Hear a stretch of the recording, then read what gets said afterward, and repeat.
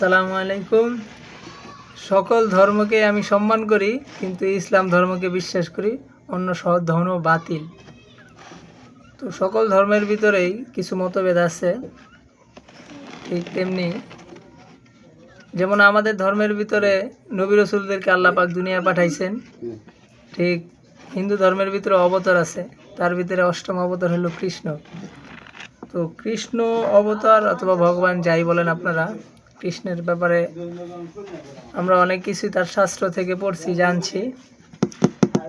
কৃষ্ণ ছিল, কেউ বলে সে তার কোনো কাম বাসনা ছিল না, আবার কেউ বলে যে ছিল। তো তার 16,806টা বিবি ছিল, এটা তো সবাই জানেন। মানে বউ ছিল 16,800। আর সে তার মামির সাথে পর্যন্ত সেক্স করছে, এটাও তো। আর 100 জন কুমারীর সাথে যে সেক্স করছে, এটাও তো জানেন। তো যদি আমার জানার ভিতরে ভুল হয়ে থাকে বলবেন। এর পরবর্তীতে যে শ্রীকৃষ্ণ, উনি একজন কুজো মেয়ে, মানে ওই গ্রামের ভিতরে, কৃষ্ণ তো রাজার ছেলে ছিল, তো গ্রামের ভিতরে একজন কুজো মেয়ে ছিল, দেখতেও কুৎসিত।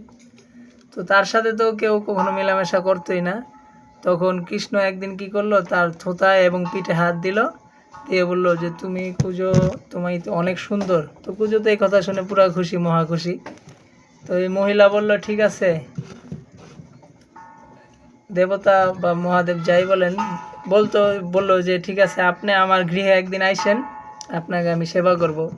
তো একদিন ঘরে যাওয়ার পরে সারা রাত তো থাকলো, থাকার পরে কাম বাসনা পূরণ করলো। সকালবেলা উঠে কৃষ্ণ নিজেই বলতেছে যে তোমার সাথে মিলন করার পরে আমি যে সুখ আর আনন্দ পাইছি, আর কারোর সাথে এমন সুখ আনন্দ পাইনি।